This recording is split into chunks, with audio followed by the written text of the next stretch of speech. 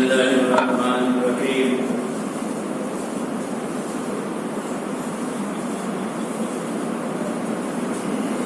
والذين يكنزون الذهب والفضة ولا ينفقونها في سبيل الله وبشرهم بعذاب أليم يوم يحمى عليها في نار جهنم فتكوى بها جباههم وجنوبهم وظهورهم هذا ما كنزتم لأنفسكم فذوقوا ما كنتم تكنزون. دینی بھائیوں، اسلامی خواتین، آج اپنے 11واں پارہ تراویح کی نماز میں سنا ہے اور اس پارے میں سورہ توبہ کا آخری حصہ اور اس کے بعد پھر سورہ یونس ہے اور پھر سورہ ہود کا تھوڑا سا حصہ بالکل سستا. آپ نے سنا ہے اس بارے میں. کل کا درس سورہ توبہ سے ہو رہا تھا اور آج بھی کچھ باتیں آپ کے سامنے سورہ توبہ سے رکھی جائیں گی اور کچھ باتیں سورہ یونس سے آئیں گی انشاءاللہ. دیکھیے اس صورت میں سورہ توبہ میں کل میں نے کچھ باتیں بتائی تھیں آپ کو. اللہ رب العالمین نے اس صورت میں ان لوگوں کا بھی تذکرہ کیا ہے جو سونا اور چاندی اکٹھا کر کے رکھتے، جمع کر کے رکھتے اور اسے اللہ کی راہ میں خرچ نہیں کرتے، یعنی اس کی وہ زکوٰۃ نہیں نکالتے. اللہ رب العالمین نے ان کا تذکرہ کیا ہے اور ان پر نہایت ہی سخت وعید سنائی ہے. اللہ نے فرمایا والذین یکنزون الذهب والفضة، جو لوگ سونا اور چاندی خزانہ کرتے، اسٹور کرتے، جمع کر کے رکھتے اور اسے اللہ کی راہ میں خرچ نہیں کرتے، بشرہم بعذاب علیم، انہیں دردناک عذاب کی خوشخبری دے دی. دردناک عذاب ہے ایسے لوگوں کے لیے جن کے پاس سونا ہے، چاندی ہے اور اسے اللہ کی راہ میں خرچ نہیں کرتے. یوم یحمى علیہا فی نار جہنم، قیامت کے دن جہنم کی آگ میں اس سونے کو اور چاندی کو تپایا جائے گا، گرم کیا جائے گا اور پھر اسی سے ان کی پیشانیوں کو اور ان کے پہلوؤں کو اور ان کی پیٹھوں کو داغا جائے گا اور کہا جائے گا ھذا ما کنزتم لانفسکم، یہ وہی خزانہ ہے جو تم اپنے لیے اکٹھا کر کے رکھتے تھے.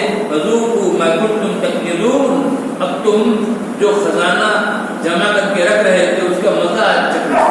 نہایت ہی سخت وعید ہے ان لوگوں کے لیے جو اپنے مال کی زکوٰۃ نہیں نکالتے، چاہے ان کے پاس سونا چاندی ہو یا ان کے پاس کیش ہو اتنا جس میں زکوٰۃ فرض ہو، یا ان کے پاس زمین کی پیداوار ہو، غلے ہیں یعنی اناج اور پھل وغیرہ، تو اگر اس میں وہ زکوٰۃ نہیں نکالتے تو نہایت ہی سخت وعید ہے ایسے لوگوں کے لیے. اور ایسے لوگ اللہ سب کی حفاظت کرے بہت بڑے خطرے میں ہیں. اس لیے کہ زکوٰۃ جو ہے، زکوٰۃ یہ اسلام کا ایک پیلر ہے. جن 5 پیلروں پر اسلام کی پوری عمارت کھڑی ہوئی ہے ان میں سے ایک پیلر زکوٰۃ بھی ہے. اگر ایک انسان زکوٰۃ نہیں ادا کرتا ہے تو گویا کہ وہ اسلام کے ایک پیلر کو گرا رہا ہے. نبی اکرم صلی اللہ علیہ وسلم کی وفات کے بعد بعض لوگوں نے زکوٰۃ دینے سے انکار کر دیا تھا. مختلف طرح کے فتنے اٹھے تھے اس وقت. ان میں سے ایک فتنہ یہ بھی تھا، کچھ لوگوں نے زکوٰۃ دینے سے انکار کر دیا اور کہا کہ ہم رسول اللہ صلی اللہ علیہ وسلم کو دیتے تھے، اب آپ نہیں ہیں تو ہم زکوٰۃ نہیں دیں گے. اس وقت کیا کیا صحابہ نے؟ اس وقت کیا ہوا؟ حضرت ابوبکر صدیق رضی اللہ تعالیٰ عنہ نے ان لوگوں سے جہاد کیا، کہا کہ ہم ان سے جنگ کریں گے، جہاد کریں گے.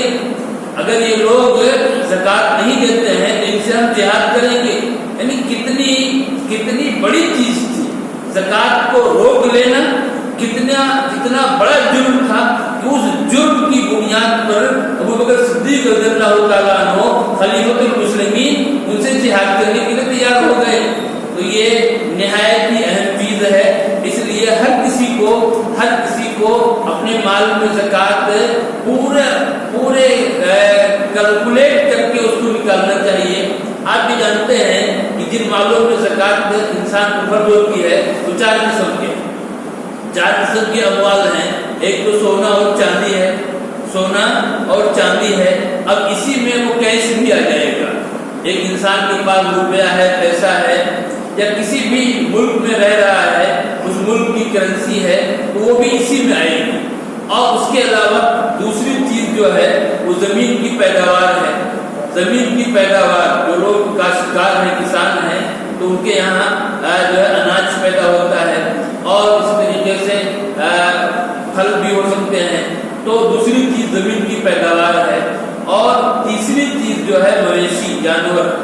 अगर लोग जानवर पालते हैं, ऊंट हैं, गाय हैं, बकरियां हैं, तो उनमें भी ज़कात है। अगर उतनी तादाद में है, क्वांटिटी में है, उतनी जो बताई गई है, तो उनको उनमें ज़कात निकालनी है। और चौथी चीज जो है तिजारती सामान है। तिजारती सामान, एक इंसान जो है जिस सामान को बिजनेस के पर्पस से रख रहा है, तो वो चीज है। ये चार चीजें हैं। बाकी उसके अलावा दूसरी चीजों में इस्लाम ने ज़कात नहीं रखी, दूसरी चीजों में ज़कात नहीं है। और इन चीजों में भी ज़कात इस्लाम ने जो रखी है, तो आप देखिए इस्लाम की खूबी को देखिए। आज जीएसटी के नाम पर एक इंसान कितना पे करता है? 18%, 20%, 15%, बल्कि उससे भी ज्यादा। लेकिन इस्लाम ने इतना कुछ नहीं, कितना रखा आप पर? सिर्फ 2.5%, 2.5% रखा, बस, इससे ज्यादा नहीं। इतना अगर आपने निकाल दिया तो आपका माल पाक हो गया। अब उसके बाद आप उसको किसी भी जायज जगह पर आप खर्च करें, आपको पूरी इजाजत है। सिर्फ जो है 2.5% रखा। और दूसरा फर्क देखिए, आज जो एक इंसान जीएसटी देता है तो किस पर देता है? अपनी इनकम पर देता है। उसको जो इनकम हो रही है उस इनकम पर वो जीएसटी देगा। और ये तमाम मुल्कों में ये चीज पाई जाती है। लेकिन इस्लाम ने जो ज़कात रखी है वो ज़कात इनकम पर नहीं, बल्कि वो इनकम 1 साल तक आपके पास रह जाए और 1 साल तक खर्च करने के बाद बच जाए तो उसमें ज़कात। 1 साल में वो खर्च हो गया, आपके पास आज जो है 1 करोड़ रुपए है। इस्लाम ये नहीं कह रहा है कि आप ज़कात अभी निकाल दीजिए, नहीं, आप 1 साल तक खर्च कीजिए, उसको बच जाए तो आप ज़कात दीजिएगा, नहीं बचे कोई बात नहीं है।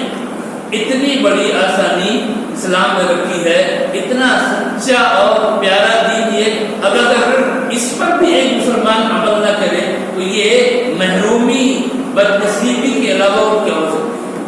इस वजह से हमें चाहिए कि हम जो लोग भी साहिब माल हैं वो अपने माल की ज़कात पूरी निकाल दें।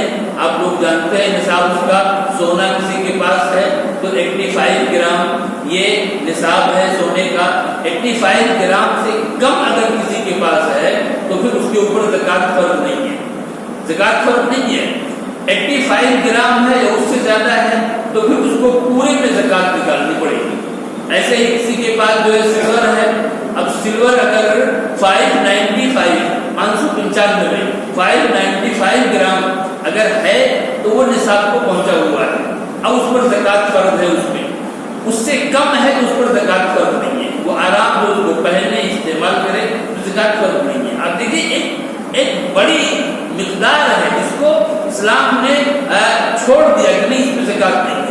ऐसे किसी के पास रुपए पैसे हैं, कैश है उसके पास। अब कैश में क्या है, ये जो सिल्वर है 595 ग्राम, तो 595 ग्राम की जो कीमत हो, उसकी जो कीमत बनेगी आज के रेट में وہ نصاب ہے روپے کا نصاب ہے، اتنا جس کے پاس ہوگا وہ جو بھی بنے، آج کل تو بہت مہنگی ہو گئی یہ چیزیں، جو بھی بنے وہ 40,000 بنے، 50,000 بنے یا اس سے کم و بیش بنے، ایک انسان اس کا حساب بنا لے گا ریٹ کے حساب سے۔ اب اگر اتنا ہے 595 گرام سلور چاندی کی جو قیمت بنتی ہوگی روپے میں، اگر اتنا روپیہ کسی کے پاس ہے تو اس پر زکات فرض، اس سے کم زکات فرض نہیں۔ اور اس کے لیے بھی کیا ہے، وہی 1 سال گزرنے کی شرط ہے، 1 سال گزر جائے تو زکات فرض۔ اتنی آسانی رکھی ہے شریعت نے، اس لیے ہمیں، اور یہ زکات میرے بھائیوں یہ فرض ہے، یہ فرض ہے، اس میں کسی طرح کی گنجائش نہیں ہے ایک انسان چاہے تو دے چاہے تو نہ دے، نہیں، اس کو دینا ہی دینا ہے۔ اگر آدمی نہیں دیتا ہے تو اللہ رب العالمین کا فرمان ہے قرآن کریم میں سورہ توبہ کے اندر کہ ایسے لوگوں کو دردناک عذاب کیا ہے، جہنم کا عذاب ہے، اس عذاب کی بشارت دے دیجیے، خوشخبری دے دیجیے۔ اور اس کے علاوہ احادیث تو بہت ہیں، قیامت کے دن یہ مال گنجا سانپ بن جائے گا، جس مال کی انسان زکات نہیں نکالتا ہے یہ مال گنجا سانپ بن جائے گا، اور پھر وہ اس آدمی کا پیچھا کرے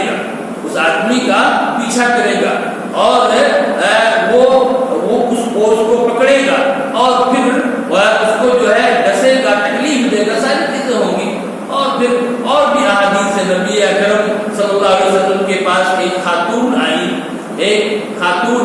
ان کے ہاتھ میں سونے کے کنگن تھے، تو آپ نے پوچھا کہ کیا تم اس کی زکات نکالتے ہو؟ تو کہا کہ نہیں اللہ کے رسول۔ تو آپ نے کہا کہ کیا تم یہ چاہتی ہو کہ قیامت کے دن تم کو آگ کے 2 کنگن پہنائے جائے؟ کیا تمہیں پسند کرتی ہو؟ وہ خاتون جو ہے نبی اکرم صلی اللہ علیہ وسلم کی بات کو سن کر کے اتنا ڈری، اس نے کنگن کو نکال کر آپ کی طرف پھینک دیا اور کہا کہ یہ صدقہ ہے میری طرف سے۔ اس طریقے سے ایک انسان کے پاس سونا ہے، چاندی ہے، وہ کسی بھی شکل میں ہو، زیور کی شکل میں ہو یا کسی اور شکل میں ہو، ہر حال میں اس کو اس میں زکات نکالنی ہے۔ اور اس کے ساتھ ساتھ ایک چیز اور دیکھیے میرے بھائیوں کہ اللہ رب العالمین نے یہاں پر زکات کے مستحقین کا بھی تذکرہ کیا ہے کہ زکات کے مستحق کون لوگ ہیں، یہ بتا دیا۔ ہر کسی کو دے بھی نہیں سکتے۔ آپ سوچیں کہ ہمارا مال ہے، اس کو چاہیں گے، نہیں، وہ آپ کا مال نہیں ہے، وہ آپ کا مال نہیں ہے، وہ مال ان لوگوں کا ہے جو اس کے مستحق ہیں، وہ اس مالدار کا مال نہیں ہے۔ اس مالدار کا مال کل 2.5% نکالنے کے بعد جو ہے وہ اس کا ہے، وہ اس کا مال نہیں ہے۔ اللہ نے یہاں بتایا کہ یہ زکات جو ہے کن کے لیے ہے، فقیر کے لیے، پھر توبہ کی آیت نمبر 60 ہے یہ، فقیر کے لیے ہے، اور کس کے لیے، مسکین کے لیے ہے، اور کس کے لیے، جو آدمی اس زکات کی وصولی کا کام کرتا ہو، یعنی حکومت نے اس کو یہ ذمہ داری دی ہے کہ وہ لوگوں کے یہاں جا کر کے کلیکشن کرے، لے کر کے آئے، تو وہ بھی اپنی محنت کے حساب سے اس کو دیا جا سکتا ہے۔ ایسے اور کس کے لیے ہے، تالیف قلب کرنے کے لیے، یعنی کوئی غیر مسلم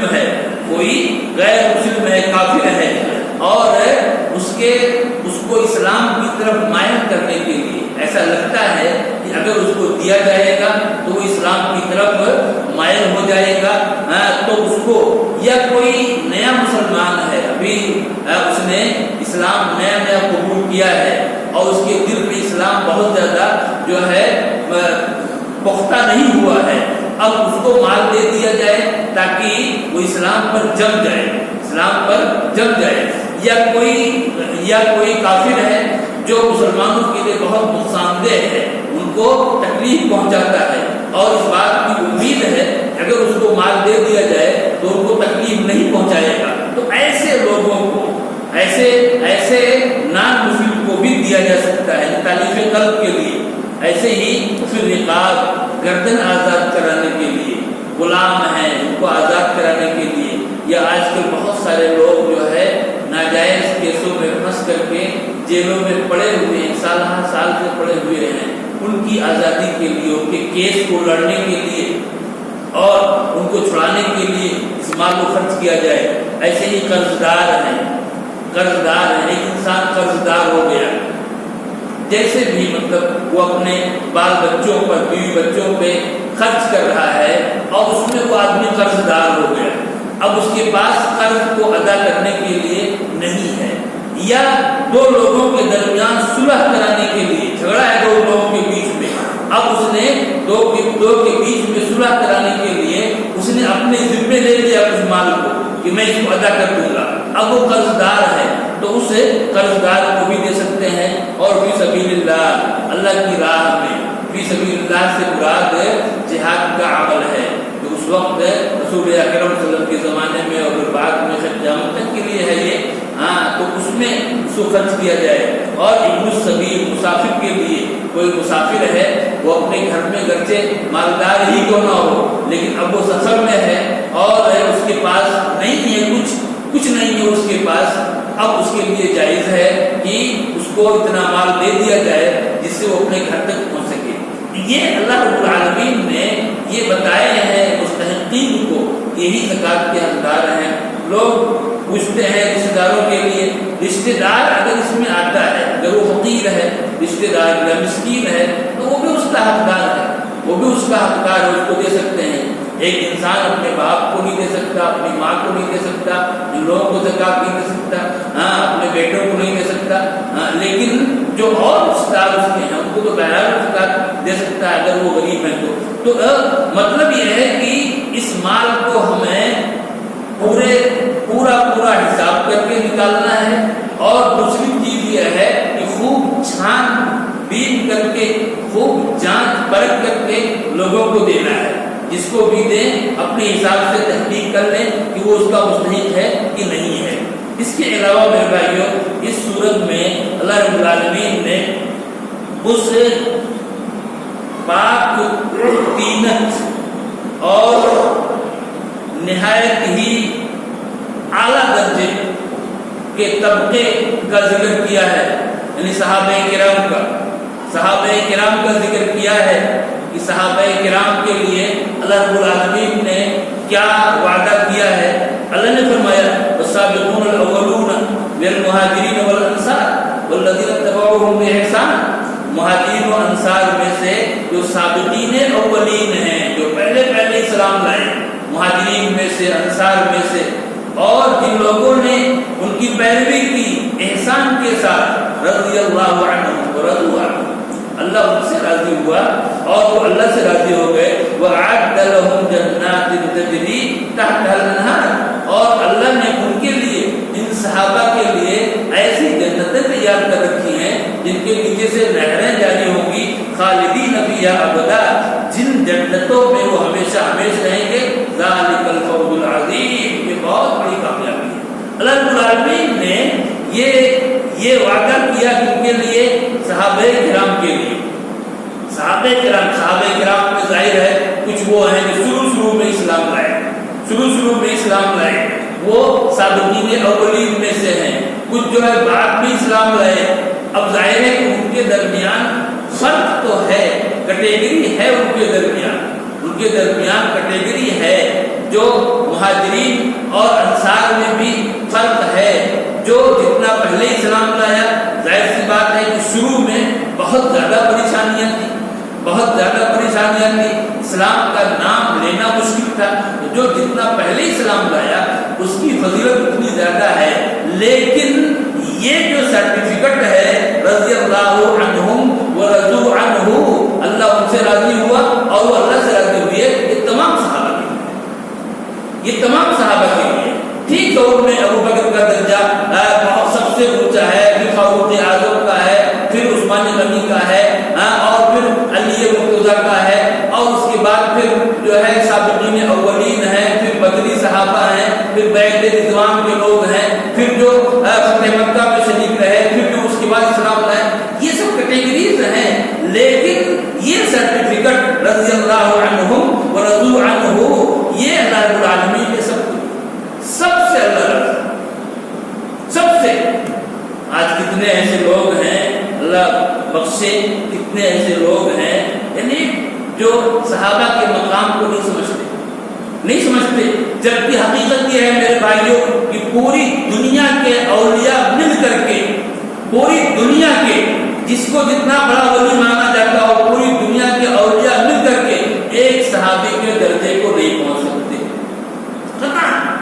یہ موقف ہے علماء کا، علماء حق کا، علماء اہل سنت والجماعت کا یہ موقف ہے کہ پوری دنیا کے اولیاء مل جائیں، ایک ساتھ مل جائیں، ایک صحابی کے درجے کو نہیں پہنچ سکتے. اتنا مقام ہے صحابہ کا. آپ نے فرمایا رسول ہوا صحابی لوگوں میرے صحابہ کو برا بھلا مت کہو. والذی نفسی بیدہ لو انفق احدکم مثل احد ذهبا ما بلغ مد احدهم ولا نصیفہ. اس ذات کی قسم جس کے ہاتھ میں میری جان ہے، اگر تم میں سے کوئی احد پہاڑ کے برابر سونا خرچ کر دے تو وہ بھی میرے صحابہ کے ایک مد یا آدھے مد خرچ کے برابر بھی نہیں ہو سکتا. ایک معمولی چیز ہے. ایک مد کیا ہے؟ 1 سا 2.5 کلو کا ہوتا ہے. 1 سا 2.5 کلو کا ہوتا ہے اور ایک مد اس سا کا چوتھائی حصہ ہے. چوتھا حصہ 1/4 ہے یہ. اب 2.5 کلو کا آپ 1/4 کر دیجیے. معمولی سا اناج ہوا، معمولی سا. تو اللہ کے نبی صلی اللہ علیہ وسلم فرما رہے ہیں کہ انہوں نے معمولی سا اناج خرچ کیا ہو اور کوئی ایک احد پہاڑ کے برابر سونا خرچ کرے تو ان کے برابر نہیں ہو سکتا. یہ مقام ہے صحابہ کرام کا. صحابہ کرام پر تان تسلی کرنا، ان کو برا بھلا کہنا، یہ کام منافقین کا تھا. منافقین کرتے تھے. اللہ نے ذکر کیا ہے جنگ تبوک کے موقع پر کچھ صحابہ بڑے کمزور تھے. رات بھر مزدوری کی. اس کے بعد جو مزدوری ملی ان کو کھجور 1 سا یا کتنا جو بھی ملا لے کے اللہ کے نبی کے پاس آ کر پہنچ گئے. وہاں پر ان کا جذبہ، منافقین انہوں نے اعتراض کیا اللہ کو اس سچ کی کیا ضرورت ہے، اتنا سا لے کے آیا ہے یار، ان پہ اعتراض کیا. تو یہ کام منافقین کا تھا. وہ صحابہ کو برا بھلا کہتے تھے. لیکن اب آج اگر اس دور میں کوئی صحابہ کرام کو برا بھلا کہے تو اس کو کیا کہا جائے گا؟ ظاہر ہے کہ وہ بھی جو ہے وہ سمجھے کہ نیو منافقین کے زمرے میں آ رہا ہے وہ آدمی، وہ جدید منافقین میں سے ہے. وہ اس وجہ سے یہ چیز قطعاً جائز نہیں، یہ حرام ہے انسان کے لیے صحابہ کرام پر کسی بھی طرح سے گفتگو کرے. صحابہ کرام کے مقام کو دیکھ کیسے ان کے اعمال تھے، کیسی ان کی توبہ تھی. اللہ نے ذکر کیا ہے جنگ تبوک میں، جو کہ بہت بڑی جنگ تھی، یہ بہت بڑی جنگ تبوک میں عام اعلان تھا کہ سب کو نکلنا ہے، سب کو. اس لیے کہ بڑی طاقت سے مقابلہ تھا، وہ روم سے سب کو نکلنا ہے. اور اس میں منافقین تو اس لیے نہیں گئے تھے کہ منافقین یہ سوچ رہے تھے کہ سپر پاور سے مقابلہ ہے، مسلمان بچ کے نہیں آ پائیں گے، اس لیے منافقین نہیں گئے. لیکن وہیں پر کچھ سچے صحابہ نہیں جا سکتے. 9 صحابہ تھے، 9 لوگ تھے جو نہیں سستی کاہلی کی وجہ سے نہیں جا سکے تھے، نہیں گئے. لیکن اس کے بعد دیکھیے کیسے انہوں نے توبہ کی. کیا آج ہے کوئی جو اس کی مثال پیش کرے کیسے توبہ کی؟ 6 صحابہ تو ایسے تھے، 6 صحابہ جن میں لبابہ بن عبد المنذر بھی تھے. 6 صحابہ ایسے تھے جب رسول اکرم صلی اللہ علیہ وسلم مدینہ لوٹے تو آپ کے پہنچنے سے پہلے ان صحابہ نے اپنے آپ کو مسجد نبوی کے کھمبے میں باندھ دیا، ستون میں، اس کے پیلر میں باندھ دیا. نہ کھائیں گے، نہ پیئیں گے، نہ سوئیں گے جب تک اللہ کے رسول صلی اللہ علیہ وسلم ہمیں کھولیں گے نہیں، ہم جو ہے اب جا نہیں سکتے. بالکل بڑے اللہ کے نبی صلی اللہ علیہ وسلم، حالانکہ منافقین آ رہے تھے آپ کے پاس، جھوٹی باتیں پیش کر رہے تھے، لیکن انہوں نے باندھ دیا اپنے آپ کو ان لوگوں نے باندھ دیا. ان کی توبہ دیکھی، اور جب اللہ کی طرف سے ان کی توبہ قبول ہوئی تو نبی اکرم صلی اللہ علیہ وسلم نے ان کو کھولا. اور اس کے علاوہ پھر 3 ایسے تھے، کعب بن مالک اور مرارہ بن ربیع اور ہلال بن امیہ. 3 صحابہ ایسے تھے، ان لوگوں نے بھی صحیح بات کہی، صحیح صحیح بات بالکل کہی، بالکل کوئی جھوٹ بات نہیں کی۔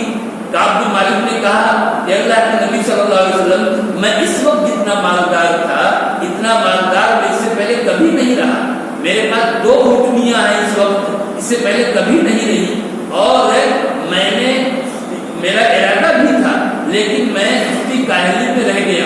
اللہ کے نبی نے کہا کہ ٹھیک ہے، ٹھیک، تم نے سچ کہا ہے، اب تمہارا فیصلہ اللہ تعالیٰ کرے گا۔ اور اس کے بعد کیا ہوا، آرڈر ہو گیا کہ سارے مسلمان بائیکاٹ کریں کعب بن مالک کا، کوئی ان سے بات نہیں کرے گا، کوئی سلام کلام نہیں کرے گا۔ کعب بن مالک کی کیا حالت ہوئی ہوگی، کوئی ایک فرد نہیں، کہتے کہ میں ایسے ہی بازار میں چلتا، مسجد میں آتا، نماز پڑھتا، کوئی مجھ سے بات نہیں کرتا، کوئی مجھ سے بولتا نہیں، کوئی سلام نہیں کرتا، کوئی سلام کا جواب نہیں دیتا۔ یہاں تک کہ کہتے ہیں کہ ایک دن میرے کہہ رہے ہیں کہ میرے جو ہے چچیرے بھائی کزن کا ایک باغ تھا، میں اس باغ میں چلا گیا اور وہ تھے وہاں پر موجود، کوئی بات نہیں کی۔ کہتے ہیں کہ میں نے ان سے کہا کہ میرے بھائی کیا تم یہ مانتے ہو کہ میں اللہ کا دوست ہوں، یعنی اللہ کا اچھا بندہ ہوں، تو مانتے ہو؟ وہ چپ۔ دوسری بار پھر کہا، پھر وہ خاموش۔ تیسری بار پوچھا تو انہوں نے کہا کہ اللہ اور اس کے رسول بہتر جانتے ہیں۔ کعب بن مالک کتنی پریشانی تھی، کتنی پریشانی، اسی حالت میں 40 دن گزرے، 40 دن تک بھائی کا ایک فرد نہیں بات کرے گا، اسی حالت میں گزرے۔ اور اس کے بعد دیکھیے کیا ہوا کہ شام سے ایک تاجر آیا۔ اب وہ تاجر لوگوں سے پوچھ رہے ہیں کعب بن مالک کون ہے، کعب بن مالک کون ہے؟ لوگوں نے بتایا، آیا کعب بن مالک کے پاس، اس نے ایک چٹھی دی، لیٹر کعب بن مالک۔ یہ چٹھی کس کی تھی؟ بادشاہ کی، غسان کے بادشاہ کی چٹھی تھی۔ اس چٹھی میں اس بادشاہ نے لکھا تھا کہ اے کعب بن مالک، تم جیسے انسان کو اتنا پریشان کیا جا رہا ہے، تم میرے پاس آ جاؤ، تم میرے پاس آ جاؤ، آفر ہے بادشاہ کا آفر، مدینہ چھوڑ کے میرے پاس آ جاؤ اور میں تمہیں ہر طرح سے عزت دوں گا۔ کعب بن مالک کہتے ہیں میں نے اس کو دیکھا تو وہ میرے لیے اور بڑا فتنہ تھا، اور بڑا فتنہ وہ تھا، اور میں نے اس چٹھی کو تندور میں ڈال کے فوراً جلا دیا۔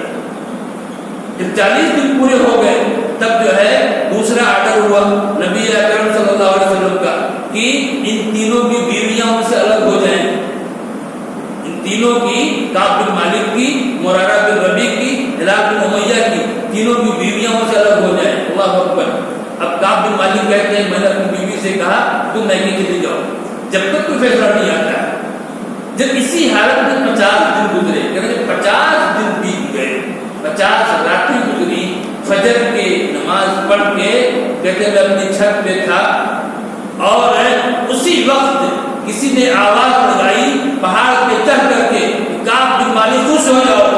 کہتے ہیں کہ اب جو ہے بالکل مجھے خوشی ہوئی کہ شاید میری توبہ قبول ہو گئی، اور پھر لوگ جو ہے دوڑ کے بشارت دینے لگے، اور پھر اللہ کے نبی صلی اللہ علیہ وسلم کے پاس آئے اور ساری بات۔ یہ توبہ دیکھیں، ان صحابہ کے اس کردار کو دیکھیں میرے بھائی، یہ توبہ کیسی سچی توبہ تھی، کیسی سچی توبہ کہ ہر طرح کے چیلنج کو قبول کیا، لیکن اپنے ایمان کا سودا کر لیں، اپنے دین سے ہٹ جائیں، اس چیز کو برداشت نہیں کیا۔ آخر اللہ رب العالمین نے ان کی توبہ قبول فرمائی اور اس کی آیت نازل ہوئی۔ سورہ توبہ میں آیت موجود ہے، اس کی آیت نازل ہوئی۔ اس طرح کی توبہ ایک انسان سے مطلوب ہے بھائیو۔ آگے سورہ یونس آ رہی ہے، اس میں بھی دیکھیے کیسی توبہ، ایک توبہ کا اس میں بھی ذکر ہے۔ وہ کس کی توبہ ہے؟ یونس علیہ السلام کی قوم کی توبہ۔ کیا توبہ تھی وہ؟ قرآن خود کہہ رہا ہے کہ صرف یونس علیہ السلام کی قوم ہے، یونس کی قوم ہے کہ انہوں نے عذاب کو دیکھ لینے کے بعد انہوں نے توبہ کی، ان کی توبہ قبول ہوئی۔ باقی کسی کی توبہ اس حال میں قبول نہیں ہوئی۔ فرعون کا بھی ذکر ہے سورہ یونس میں، فرعون کا بھی ذکر ہے۔ فرعون جب ڈوبنے لگا تو اس نے بھی توبہ کی، اس نے بھی کہا تھا کہ میں ایمان لے آیا، جس رب پر بنی اسرائیل کا ایمان ہے اس میں ایمان لے آیا، لیکن نہیں، اللہ نے کہا کہ اب ایمان کا फिरौन की तौबा कबूल नहीं हुई, लेकिन कौम यूनुस की तौबा कबूल हुई। हमने तारा सुना है, यूनुस अलैहिस्सलाम अपनी कौम को अल्टीमेटम दे करके चले गए थे, मैं जा रहा हूँ और 3 दिन में तुम्हारे पास अजाब आ जाएगा। फिर जो कुछ हुआ पूरा वाकया है, कभी मौका रहेगा तो जिक्र करेंगे इंशाअल्लाह। लेकिन आप देखिए कि उनकी तौबा कबूल हुई, उलमा परेशान नहीं, क्यों कबूल हुई, ये एक चीज है। तो उलमा लिखते हैं कि ये तौबा बिल्कुल सच्ची तौबा थी, सच्ची तौबा। अल्लाह रब्बुल आलमीन तो दिलों को जानता है, सच्ची तौबा थी।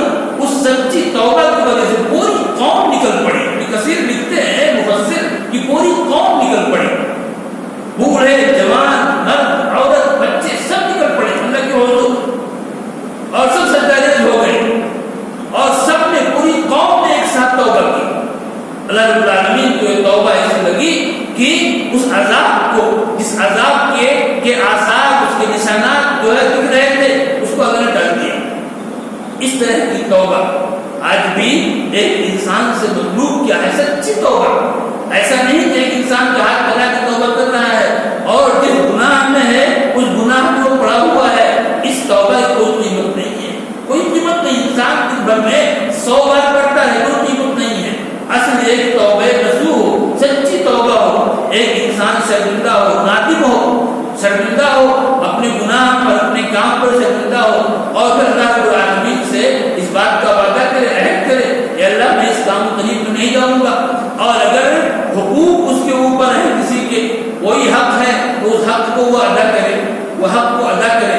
तो सच्ची तौबा मेरे भाइयों, मेरा कहना यह है कि इन सहाबे किराम ने किस तरह से, अगर उनसे गलतियां भी हुई, इंसान थे, वो इंसान थे, गलती हो सकती है, मासूम नहीं है साहब, मासूम नहीं, लेकिन गलतियां भी हुई तो उन्होंने ऐसी तौबा की जिस तौबे की मिसाल दुनिया पेश नहीं कर सकती है। ये वो सहाबे किराम हैं। इसलिए हमेशा इन सहाबा को इज्जत की निगाह से, अकीदत की निगाह से, एहतराम की निगाह से देखना चाहिए।